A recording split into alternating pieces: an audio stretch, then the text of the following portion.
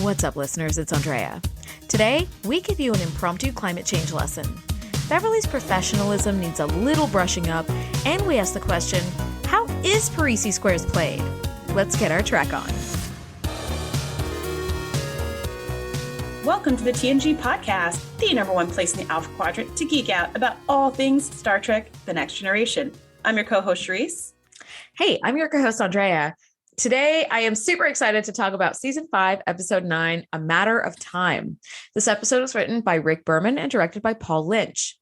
The crew's attempt to save the inhabitants of Panthera 4 from a devastating after effects of a massive asteroid strike are interrupted by the arrival of Berlinghoff Rasmussen, a purported historian from the 26th century who claims to be studying their era. Super fun episode. What are your initial thoughts on this? I remembered this one being really fun and having a bit of a twist at the end. So I was really looking forward to watching this episode as an emotional pick-me-up after last week's whatever that was. Oh, God, yeah. Whatever that was. Yeah. Whatever that was is about right. Yeah, I think so too. It's just this like lovely lightness where there's not a lot of risk unless you're the inhabitants of Panthera 4, but we all know that all the risk. Yeah, then there is all the risk. But we do know, like, it's Star Trek TNG. Everything's going to end up fine, right? But it's just really fun to have this, like, scampy character. Reminds me a lot of, like, the Outrageous Okana, but without, you know, the, like, totally pointless, like, betting of, of, like, all the women on the ship. He actually reminded me of Q. That's what I was strongly reminded of. He's such a scamp, and he's so precocious, and he's so just like, hey there. Like, I was just like, this is Q without the powers, but with that same kind of effect on people of just kind of being a lot and really having such a big personality. Yes, absolutely. Absolutely. And, you know, I think that this was like, it's such a fun role. The actor who plays Berlinghoff Rasmussen, the professor, is Matt Frewer, and he just does the most incredible job as this character.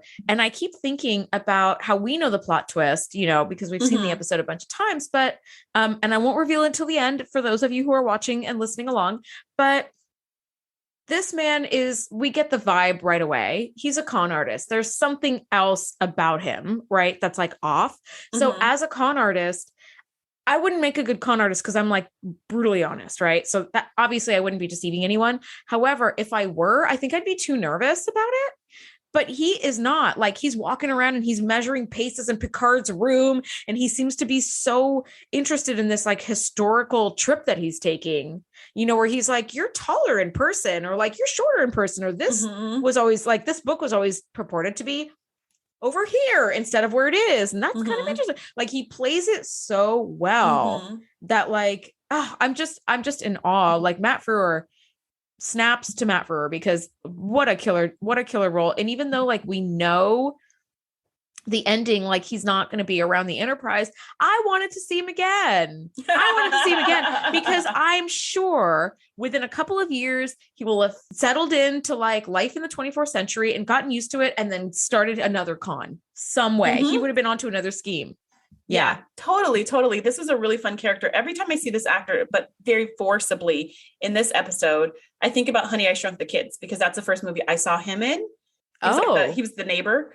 And so as I'm watching this whole episode, I just kept seeing all the, like, he was the neighbor, and he was like kind of a strict parent. And he was kind of like mean. Yeah. But I mean, that movie is a kid, it's a family movie, and it's very kind of funny and goofy and light. And so he had a little touch of this personality in that movie, but he was also very strict and very serious and wanted his son to be serious and all this stuff. And so for me, it was just really fun to see that guy, like the neighbor, basically being just a total goofball. And you're right. He is like the best con artist in the world. And as I was watching him, I was just like, holy cow, because I knew the twist at the end, but had I not known, I would have believed everything he had to say. And here's what makes his con so perfect, which we'll get into the episode to, you know, for when he shows up. But what makes his con so perfect is that because he claims to be from the 26th century or whatever, he can't reveal anything to them because of the temporal prime directive. So if they ask him any questions about his background, his credentials, any proof whatsoever that his claims are real, he can be like, time travel, can't tell you that. Yeah. Anything to prove that what happens tomorrow? Anything to prove that that what he's saying is real. He cannot reveal it because of the temporal prime directive. I just thought that was the most genius con in the world because it's just foolproof. Yeah. You don't have to give any proofs. Well, and like, of course, people are asking questions. And I think Dr. Crusher's question is like the Tellurian plague. Did they, find a cure? Just, it wouldn't hurt to just tell me yes or no.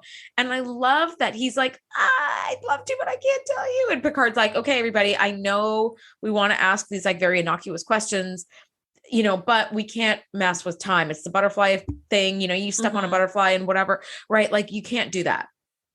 But it is this great foolproof plan. And we'll get into his con a little bit more later, but the episode opens with Panthara 4, killer planet name. An asteroid has struck part of the planet, which created these huge dust clouds that block out the sun and basically are creating a new ice age. It's essentially a major extinction event, like with what happened with the dinosaurs, right? An asteroid, it sent out these huge dust plumes and blocked out the sun for like years, to a high enough degree that like things were dying off like crazy. And it's called an impact winter when that impact happens and everything gets cold and people start to kind of they're trying to hunker down before it becomes a full-on ice age where everything is frozen and everything is dead. Oh. So we've got Panthara 4 that's been hit by this asteroid. So now it will start to experience an impact winter where everything cools down, which is bad news. But Geordi's looking at a way to counteract it. And I thought in this scene, man, I wish we had the technology to alter climate change in a matter of hours or days. The way that they do. It was amazing because I was like, we do have technology to alter climate change. We have all the technology right now to alter climate change, but it's not going to be quick. It's not going to be in hours. It's not going to be in days. It's going to take years and decades. Decades to actively reverse everything that we've done, which is probably not going to happen. So I was like, dang, if only we had a Geordi in space who could be like, beep, beep, beep, beep, beep. All right, we're just going to come in here and clean up this whole climate change stuff and, make these changes so that way it never happens again. I thought that would be amazing. So Panthara 4 is kind of in a good spot that the Enterprise can come and sort of save the day. Now, while they're heading there to implement Geordi's plan, Worf discovers some kind of temporal distortion that they just passed in space, which is kind of funny because I'm picturing like, you were driving down the street late at night and it's all dark and you thought you saw somebody in the road and you're like, wait, was that somebody walking on the road back there? It's kind of like that because it's like all of space. And you notice some temporal distortion behind them. It's very small. They just passed it. So Picard's like, all right, like let's take an hour since Geordi, it's not going to affect anything either way. Let's take an hour, go back, check out this temporal distortion and just explore because we're explorers. And that's when they discover this really cool looking ship, and I don't even know what they think it is. Pod. It's called the Time Pod. Yeah. It's so cool and it's so alien and it's just so far off of like any kind of technology you normally see. It was like, holy crap, this is so cool. And they get a message from the pod that says move over a little bit. And Picard's like, the Enterprise is not being moved anywhere until we get some sort of idea of like what's going on here. And Worf is like, not the ship, sir. You. And as Picard is like, what the hell's going on? And he moves away from where he was standing. A man like transports onto the bridge right where Picard was standing. And he was like, thank you, Captain. You were just kind of right where I needed to like beam on. Yeah. And his name is Berlinghoff Rasmussen. Best name ever. And or is it the worst name ever? Who would name their child this? I called Berlinghoff. I called him the professor in all of my notes because I was like, this name is too long. It's too much. The Berlinghoff and the Rasmussen are like pretty badass. Okay. Berlinghoff. Maybe I'll get a kitten and name it Berlinghoff. All right. Anyway, but yeah, the professor. But yeah, I'm getting major con artist vibes and so is everybody else. Turns out he's from the 26th century. He is here to like visit the Enterprise because something big is about to happen and he wants to be there to be a witness to it. He's a historian. He's come back 300 some years. Apparently in the 26th century, this is how people, or I guess it would be called the 25th century, whatever. This is how people explore history is they physically just go back in time and experience it, which actually is a really, really cool idea. And with everything I know about time travel from movies and TVs and books and stuff, also a really, really bad idea. Yes. Yeah. That might be, you know how last week we were talking about how the Klingons and the Romulans have cloaking technology, Mhm. and the Federation has like sworn not to do that. I feel Mhm. like when we get to the point in our evolution that we can do time travel, we should probably have some sort of convention against doing it because we know we're going to fuck everything up. Okay. You know how they're like, okay, we're not going to clone humans because, you know, Yeah. like the ethics behind it. It's like, Yeah. once we're able to time travel, which I don't think that's ever going to happen, but whatever, let's just pretend that we can. Mhm. I think we should all be like, so we all agree that we have the technology and we probably shouldn't be using this. Like we're not capable of controlling ourselves. And we're going to like create an extinction event in like the 1540s. And that's going to be the end of us. And furthermore, can we focus on what's going on right now? If we can't handle our stuff right now, we don't need the past or the future. Like, let's get this together first. It's kind of my same thought when people are like, oh, we want to go out and colonize other planets and stuff. I'm like, well, we kind of screwed up Earth. Can we fix this first? Before we go to move to Mars? Can we fix, I mean, cool, like having the biodomes on Mars and making new life and all that stuff. The technology needed to sustain life on that inhospitable planet is very cool. And could we also use some of that ingenuity to fix the one we're currently on? Yeah. Like, it's kind of like, you know, it's kind of like I moved into a house and I trashed it and totally destroyed it. And it's just falling apart and the beams are falling off and it's all rotted wood. And I'm like, oh, well, guess I finished with this one. Let me move to the house next door. Yeah, but like, maybe not yet till you learn. What's your plan to like not have that happen again? Yeah, don't put me in charge of any of these decisions. Clearly. Yeah, nope. So anyway, the professor is bouncing around and he's like, I'm going to come up with some questionnaires for you all to answer. And Worf couldn't be more thrilled about that. He's meeting in the observation lounge with all the senior staff and they've got a million questions, none of which he can answer because of the temporal prime directive. So they're kind of like, how do we know this is true or not true? And he's like, well, I can't answer that. I can't answer that. Mm-hmm. And it's a really interesting scene because I don't know if you had something to say about while he's there, but after he leaves, my whole thought was, why doesn't Troy just read him? Like, is he being honest or not? And then as soon as he leaves, they turn around to Troy and they're like, Troy, what do you think? And Troy's just like, he's holding something back, but I can't tell what it is. I don't know what he's holding back. This is again where Troy is not very useful. Not super helpful. We all know that this dude is not to be trusted. Like his con vibes are like he's giving major con vibes. Yeah. Okay. So like we already know there's something about him that can't be trusted. I don't need you to tell me, Troy, that there's something about him that can't be trusted. I already know that. And Beverly chimes in and says, well, of course he's holding something back. He's from the future and there's all this stuff he can't tell us. And again, I thought, dang, this is a good con. You can even pull a Beta Z, but I mean, I guess because she's half. Like airtight. It's airtight. And he does this thing as he's talking to Picard in his ready room and then in the observation lounge where he's like, historians always thought that this book was always on this table. Or like, Mr. Worf, do you always sit in that chair? Right. And it's just enough to wrong foot everybody to be like, oh, I mean, normally I do. Wait, why would you know where I would sit? Like, that's not important. Right. And Picard even says, like, you can't honestly tell me that the position of like my book is going to matter in 300 years from now. And the professor's like, every historian alive in the 26th century knows the layout of the Enterprise D's like bridge and ready room and everything. Like it's historical. And it's like, okay, this is, are you sure? Right. But of course it's that airtight alibi where it's like, well, I can't tell you. When you're like, dang it. Right? And Data escorts the professor to his quarters and he's extremely rude and dismissive of Data. Like he does this thing where and this always weirds me out on the Enterprise where they pull back the shelf and it's got like a little sink of water in there, which in my mind, I'm like, ew, the mildew, right? But like it's the Enterprise, so I'm sure that water's reclaimed. It's filtered. Fine. It's good. It's whatever. Yeah. But he washes his hands and then he holds his hands out like a little king and Data has to put a towel over his hands. And that towel, by the way, did you notice the material was so cool? It was like holographic-y kind of like towel. And I just thought that actor is just smearing water around his hands as he that. Yeah, but it looks cool for the show. I think they used that towel last week too because somebody spilled something or whatever, and they used that as well. Oh, really? And yeah, it was either last week's episode or the week before. But I remember being like, "Oh, it's that towel again." Because the first time I saw it, I remember thinking exactly as you said, like this is like a silk, like shiny polyester towel. This is not absorbing anything. No, it's just smearing water around. What kind of fabric are you guys thinking on this Enterprise? Like, y'all, no, this is not absorbent.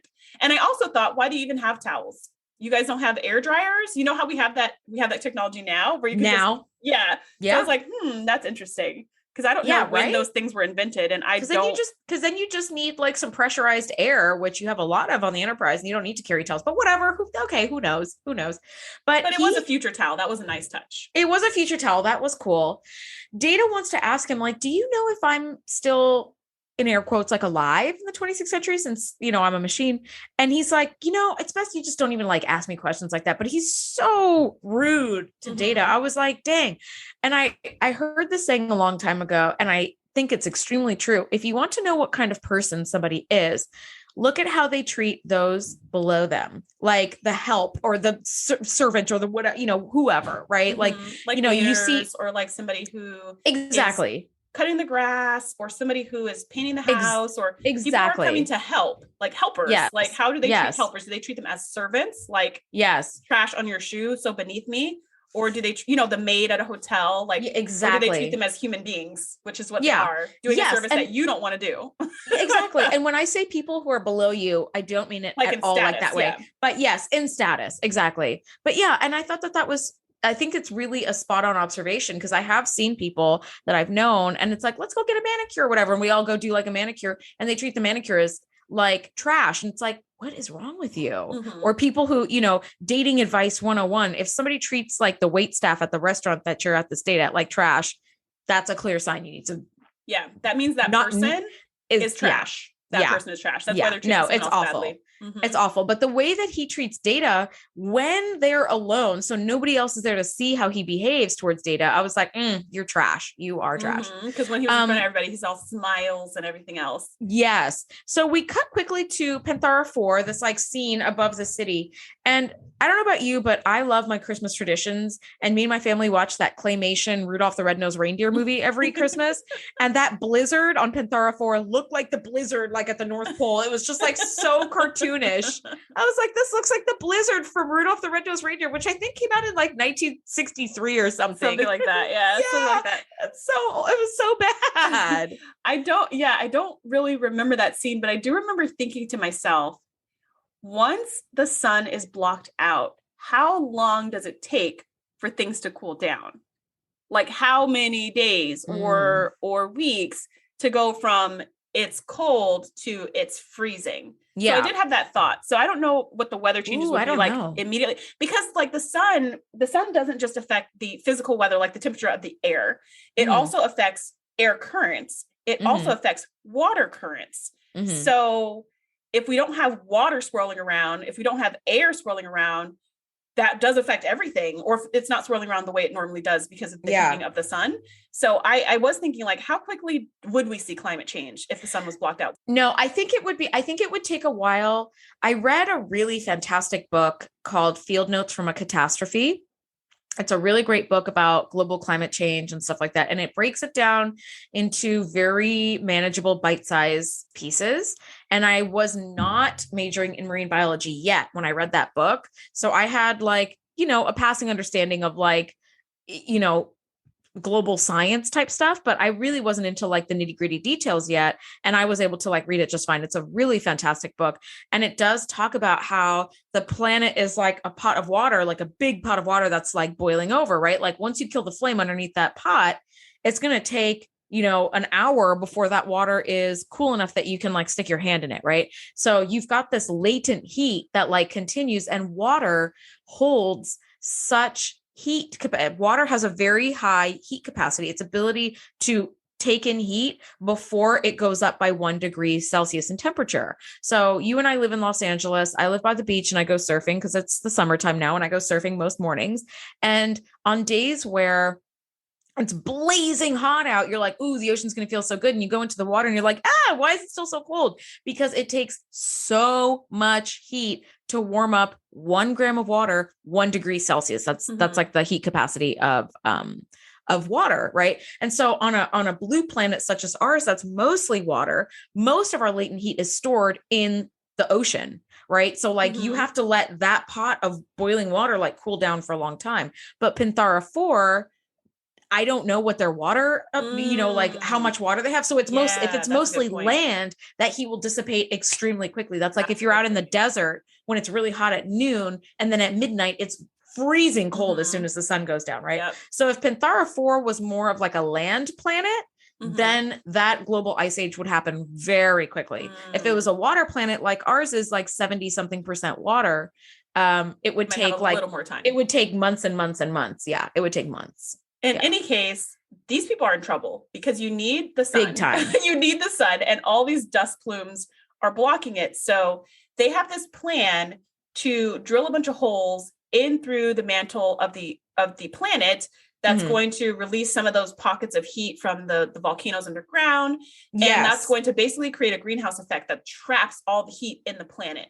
And it's a brilliant plan. It's so like you've got these CO2 pockets. Like let's pop those open and let the CO2 escape. I feel like they have as well. We've talked about it before. Yeah, they did that before. I think on that planet with like the fish-faced people. Yes, you're right. They were like, again, having some like a impact event sort of, or something, some global. They had to release the pressure. Crisis. I think for that planet, they had a bunch of earthquakes or something. And so they had to release pressure from underground to stop the earth from shifting. But in this case, that feels really season 1, season 2. I believe it was season 1, maybe it's season 2. But yeah, so they're trying to trap all the heat. And this was so interesting to me because I thought, because the scientist says, we've tried so hard to prevent global warming on this planet. And now we're doing the exact opposite to save lives. And it's so counterintuitive. And I just thought to myself, it's so much easier to create the greenhouse effect than it is to reverse the greenhouse effect. Yes. It's like a few calculations, and we can put all the heat into the air. But to like do the opposite, if the planet is all overheated or whatever, to kind of fix it or cool it down or take the pollution out of the air or whatever is very hard. And I thought this is very similar to like gaining weight. To me, it's super easy to gain weight. Yes. It's a lot harder to lose it. Yes, totally. Yeah. Or staying up late for me. It's really easy for me to stay up late, but it's really hard for me to wake up early. Like it's just easier. It's like so disproportionately easier to do the thing that can be more harmful sometimes. So anyways, I'm like really hoping as this episode's going on, I'm really hoping that this works and that the planet is saved and that it's pretty nice and easy. And honestly, after they shoot the little vents in, everything seems like it's going well. And you're like, cool. They solved that. So now back to this time traveling scamp. And then it's like, there's trouble. And I was like, oh, snap. I didn't see that coming. We start to see this like cascade failure. And you're like, oh, God. Right. And it's a very, very rapid domino effect. Like just this absolute cascade of one catastrophe after the other. And now they're starting to get these like major earthquakes and volcanic eruptions, which are putting more dust in the air, like ash and dust in the air, which is blocking out the sun faster. Even more, right? Because they said 20% of the normal amount of sunlight was getting onto the surface of the planet. So they're at 80% darkness. Now it's going to be like 90% or more, right? And Riker is like, look, and they do this really cool little schematic thing, which is just for the audience, but they line up the sites that are having the volcanic eruptions and they line it up with the sites that they did the drilling and they like overlap perfectly.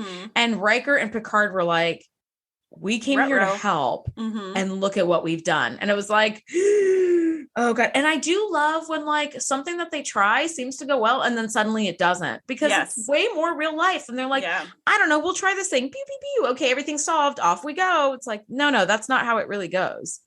So I'm so tempted to just finish up this plot because it's so interesting, but it is very much involved with what the professor is doing. Yes. Because this planet is in danger and the professor knows the future and could help them, but can't because the temporal prime directive.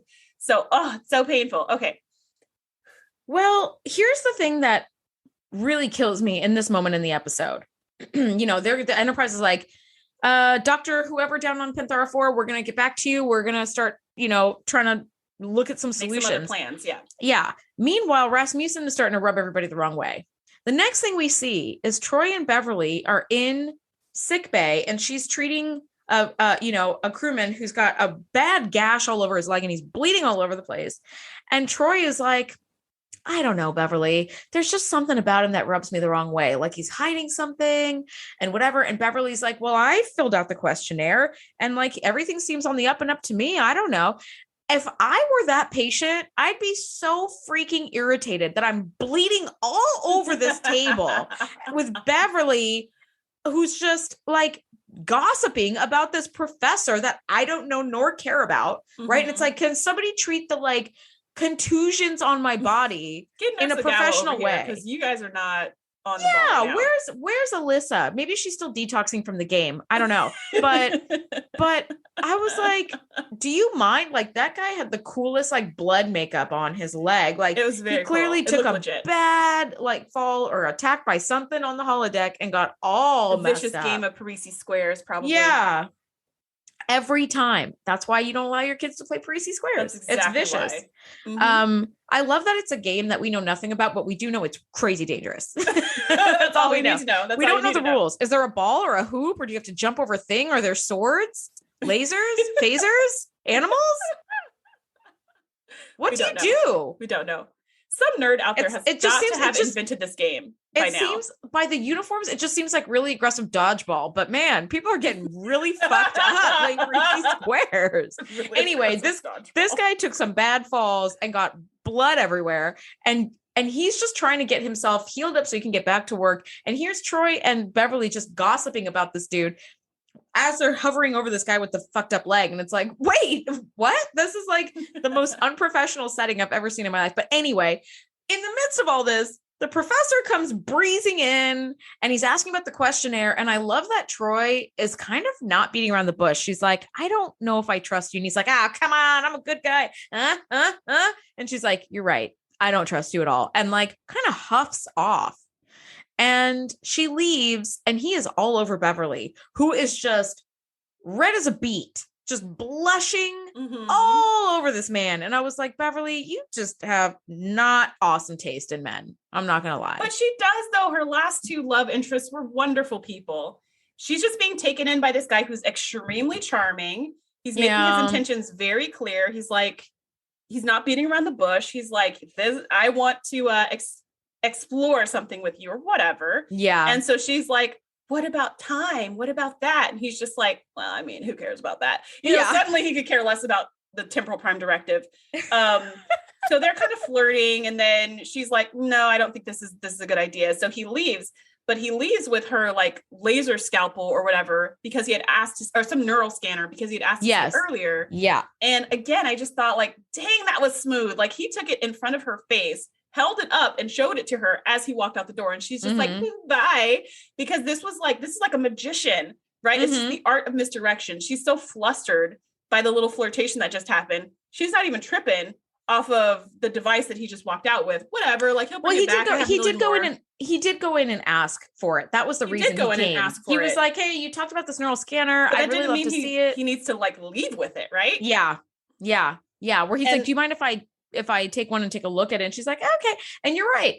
Con man or con woman or con artist is short for confidence. You gain people's confidence, and then that's when you pull the rug out from under them. So he is working his charm. And even though we know that there's something really conny about him, we really don't know what it is yet because the other shoe hasn't dropped. So we just know that there's something shady about this dude, and he is really pulling out all the tricks. Yeah. And we skipped this part, but earlier in engineering, he was talking to Geordi and Data as they're working furiously trying to save Panthara 4. And when they're not looking, he slips one of the data pads into his pocket. Yes. And again, it was like this art of misdirection. He's kind of irritating them to the point that they don't want to look at him. And when they turn away, he like sneaks it away. He was telling Geordi about all the famous blind people he knows of. And Geordi's just like, I'm busy here. And he's like, well, there's Helen Keller. And they're like, whatever. He's just saying all these like blind people. And like, what does that have to do with Geordi and what he's doing right now? Geordi is like, I don't identify solely as a blind person. So this isn't really like a thing that I would go for, where it's like, oh, you like Pareesi Squares? Let me tell you about all the famous Pareesi Squares people I know. Cool. Okay. That might be interesting. But Geordi's like, being blind is like tertiary to like my personality or anything. Like it's not even an issue. Like it's not even tertiary. That's giving it way too much credence. Like it's like nothing, right? He does ask him a bunch about the visor. So it's like, okay, there's clearly some interest.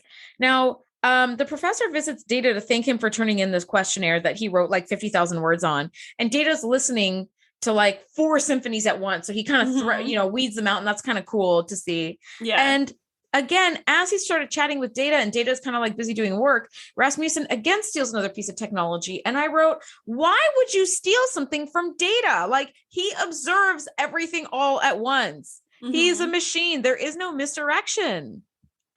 huh? Like that didn't make it. I was like, I'm going to say false on that. Yeah. Some of these things, it's like, okay, the thing from Beverly, he said, can I see it? So she's just like, oh, he's leaving with it, but whatever, he'll return it. The thing from engineering, there's a lot of people in engineering. That data pad could have just been moved to another station. Like, so totally reasonable. But to take something from someone's quarters and that someone is data. Yeah. Who would immediately know it's missing? Yeah. That's not going to go unnoticed. He will immediately know that it's missing. So that didn't make a whole lot of sense, but he's just doing his thing. He doesn't know, he has never met an android before. So that's what he does. He snatches something else. I think that one was a tricorder. Yeah. I think he did take a tricorder because he like opened it up and he was like, right. Oh, another little piece of technology that we see on the professor and I really, really enjoy is he has this little like watch, but it's a ring. He like opens it up and they do a little zoom in on it and it is so 1991 technology. It's got like a little tiny panel and like two little buttons, it's like a little Game Boy controller. Yeah. It totally is. It totally is. And youngsters it's actually can Google really Game Boy controller to get a picture of what that device looked like. Actually, you just watch this episode. It's the ring. Yeah, it's the same thing. It's bigger, yeah, you don't need to Google anything. It's fine. And like, Data sees Picard at this point with an idea. He's like, you know what? We may just be able to use the Enterprise as sort of a lightning rod to suck out the excess heat and then turn around and then kind of blast it harmlessly out into space. The problem is, and this feels like a CRISPR issue, the technology CRISPR, if you get it a little bit wrong, everybody dies. Yeah. And it's like, oh, the only downside. Right? Yeah. And so he's like, there's just one little downside. If we get this just a little bit wrong and the margin of error is like razor thin, we'll end up burning up the entire atmosphere of the planet. So then no life can be sustained. Okay. So this is mind blowing. This part, I was like, oh, like as far as technology goes, this is the kind of sci-fi stuff that I really love when they sprinkle it into the episodes. So there's all this dust in the atmosphere now that's blocking out the sun. So Data comes up with this plan to convert all the dust into plasma, boiling hot plasma, like electrically charged plasma. But it will no longer be dust. So that's a good thing.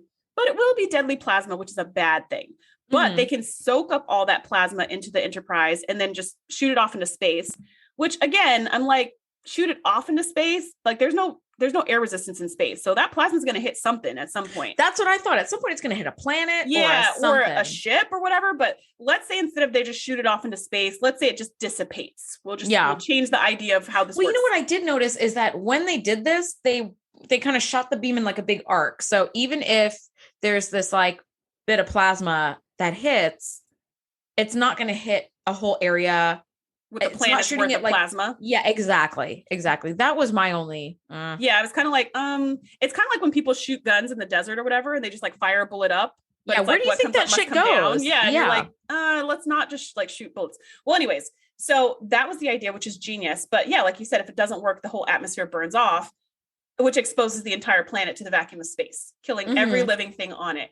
And I thought, wow, the stakes could not be higher. This is terrifying. Yeah. And when Picard was like, I have to make this big decision, I immediately thought, well, wait a minute. This isn't your decision to make. This is the planet's decision to make. Yes. Because they're the ones who will instantly die if this doesn't work. And I don't know what call they're going to make. Thankfully, later on in the episode, they mentioned that they talked to all the planet's leaders. They all got together and talked about it and decided, whether or not they were going to go with Picard's plan. I thought of that too. I didn't actually originally think like, hey, Picard, this is not your call to make in the first place, because it is his ship and all that stuff, and they are there to help. But you're absolutely right. It's not your call to make. It's not your call, planet's call to make. They're there to help. But if you burn off the whole atmosphere, we all die. Exactly. If you're there to help and we accept the risk, then cool, let's go ahead with that. But if we don't, then like, you're not doing anything. Leave us alone. Now evacuate us or something. Picard is like, okay, I've got this huge conundrum on my plate. If we do nothing, this nuclear winter will continue and thousands and hundreds of thousands of people will die. Okay, eventually, because of starvation and all that, the cold and all that stuff. If we try this plan and it goes badly, every living thing on the planet will die. So it'll be like hundreds of millions of living things will die instead of hundreds of thousands. So do something and everybody could die. Do nothing and lots of people will die. So this is where he decides to break the temporal prime directive. And I love that he asks Rasmussen to meet him in his ready room, and they kind of end up having this chat. And he says, the prime directive, of course, which I'm sure you're aware of, exists so that we don't interfere with other cultures, blah, blah, blah. And I love that Picard says this. He's like, on multiple occasions, I have disregarded the prime directive because I thought it was the right thing to do at that time. So I need you to kind of tell me what's going to happen with whatever choice I make. Like, what does history say about this? And Rasmussen's been running around acting like everything that's happening on this mission is so important that they're like, oh, so you're here to witness this mission. Like something big happened.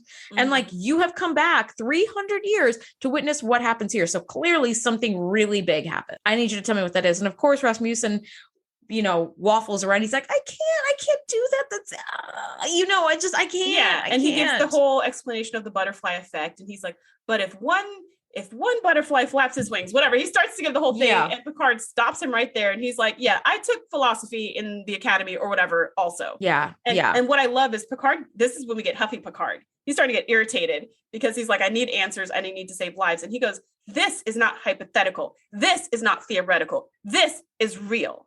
These are real people's lives. So all that butterfly effect stuff goes out the window. We're talking about 20 million humans and countless plants and animals and bacteria and fungi and fish and birds. An entire planet as well. So he's like, this is not theoretical. You have to do the right thing.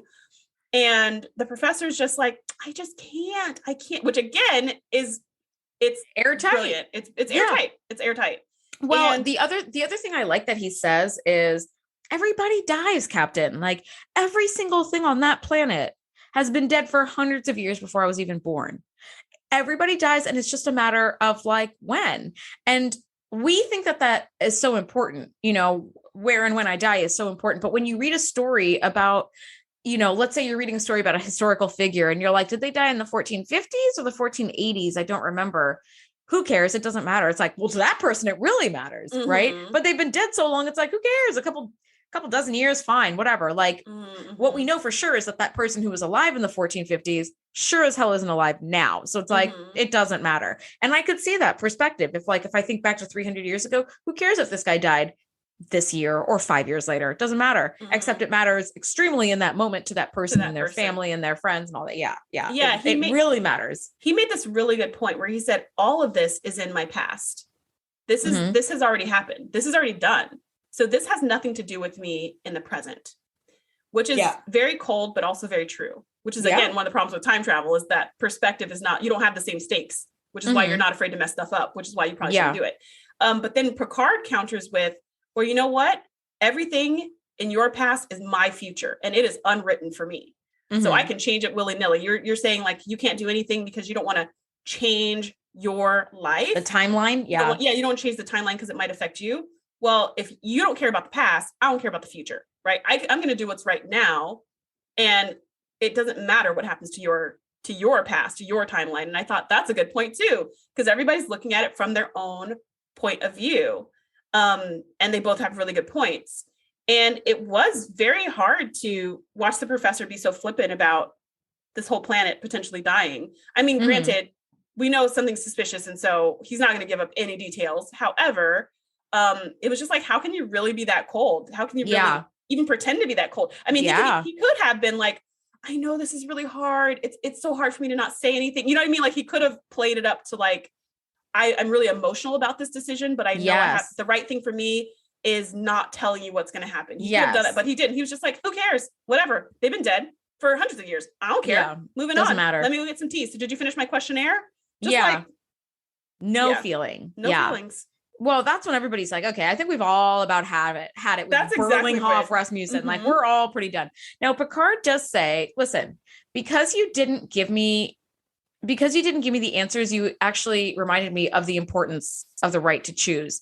And it's your past, but it's my present and future. So I can choose what I want to do with it. And he's like, I've never been one to like play it safe, which I'm like, yeah, you have a bunch of times, but okay, whatever. Especially when you're dealing with the lives of like millions of people, you probably want to play it safer, but all right. But he does choose, because it's Star Trek, to try Data's firing sequence. And for a minute, it looks like everything went to hell, because now all that dust is converted to plasma, which is all burning in the atmosphere. And it looks like a fiery pit. And you're like, oh my God. But then at the last minute, it's sort of like, whoop, all goes to the Enterprise, and the Enterprise shoots it off into space. And we're going to say it dissipates, because otherwise we've just like taken out an entire star system. Exactly. With burning hot plasma while they were just taking out doing the dishes, taking out the trash. Yeah. And like, kabam, they're done. Yeah. Mm-hmm. Now Rasmussen is clearly nervous about the ship, because as it's absorbing all this plasma, it's like rocking around and like, and he's looking pretty nervous now. And so that is like the final topper on the cake, where it's like, yeah, okay. If you knew what happened and everything turned out fine, you wouldn't be nervous at all. So clearly something is extremely wrong here. And it works. And Panthara 4 is now saved. And thank you, Picard. And ta-da. And everybody's like, we owe you a debt of gratitude. Geordi stays on the planet to help them with the after effects of this plasma thing. And before they do this procedure, Picard's like, hey, Geordi, time to come back onto the ship, because we're about to blast the planet. And Geordi's like, no, they might need me after the blast. There might be some fallout or something, and they'll need like someone who's really quick to make repairs. And Data's just like, yeah, the computer can do it, but Geordi can do it faster, because he has that human intuition of knowing what needs to be done and the priorities and stuff. And Picard's like, Geordi, you realize we have no guarantee that this is actually going to work. And Geordi responds with, yeah, but Captain, you realize that we have no guarantee it's not going to work. Mm-hmm. And I just love that, because in my life, so much, especially nowadays, so much is like, it's not going to work. It's not going to, there's no guarantee it's going to work. There's no guarantee it's going to work. So it's so good for me to hear, just be reminded, like, there's no guarantee it won't work. Like it could work also. That's also, it could also work. Yeah. So I really appreciated that. And it was a very scary situation, not just for the whole planet, but they could have also lost Geordi, but all is well. Everything's good. And Rasmussen jumps up and he's like, see, everything went well and you didn't need any help from me. Wasn't it so good that I didn't interfere? All righty then, time for me to be out. Beep, beep, beep, beep, doo. And he like kind of stumps off the bridge, kind of looking around, like so interested in the bulkheads and whatever. And you just look at the look on Picard's face. He is so disgusted with him. He has nothing to do with it. He turns to look at Riker. They both do like a stank face.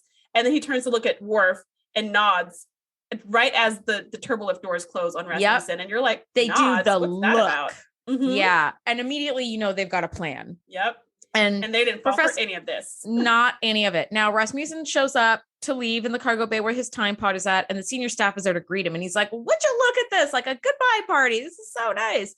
And they're like, oh, I wish that's what was going on. A number of objects have been reported missing, and we think that they might be in your ship. And our scanners can't penetrate the holes. So we're going to need you to just go on in and open it up for us. And he's like, oh, we've already been through this, Picard. You're trying to take a peek at like 26th century technology. You scamp, can't let you do that. And he's like, no, we're getting into this thing. So Rasmussen is like, okay, how about, oh yeah, because Worf says, if you don't open the door, I'll open it for you with explosives. Yeah. And he's like, well, on second thought. Yeah. On second thought, what if we just have Data come in with me? Because if you order him never to divulge like what he's seen, you guys will be like safe from this like temporal, you know, like prime directive. Whatever, yeah. Mm-hmm. Yeah.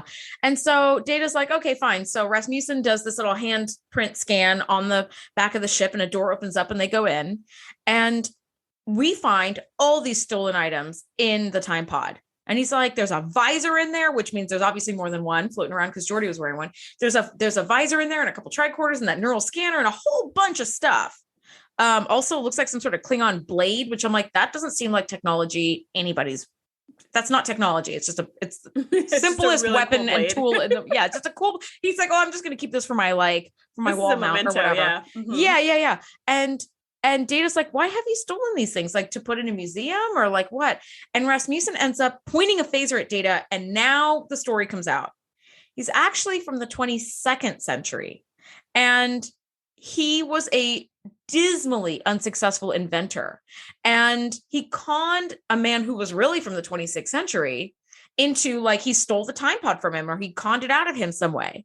Or he killed him, or who knows what. Or something. Someone from the 26th century landed in his backyard, and he said, in New Jersey, unfortunately for him, because he met me. Yeah, he met me. So he somehow took the time pod and got rid of this guy somehow, some nefarious way.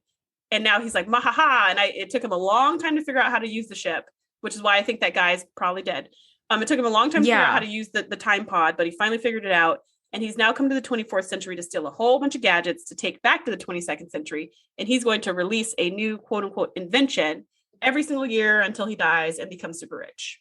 Yeah, he's going to be super rich and like he's going to invent a tricorder. Then he's going to invent and he's probably going to come up with this whole like patented super secret. I can't divulge how I made this. Man. So of course he will. Yeah, he's a con man. He's going to come up with something. But he was like, I was just going to release like one of these, 8 bits of technology a year, for a couple of years and just make a killing off of this. But he's like, but with you here, because as soon as like they went into the pod, the door shut. So the rest of the crew can't hear what's going on. But he's like, but with you in here, you are going to be like my ultimate coup d'etat. And I feel like maybe this guy should have taken a page off of like Kivas Fajo and try to make him like the most interesting toy or whatever. But he's basically going to take Data with him back to the 22nd century and like use him to, he's going to make like hundreds of billions of dollars instead of millions, right? Mm-hmm. Because he's got this like prototype. Now he's like, unfortunately, you're not going to be awake for the ride. And he's like, this is set at the highest stun setting. So he's not going to kill Data or like destroy him, but he will stun him. And as he tries to fire, like nothing happens.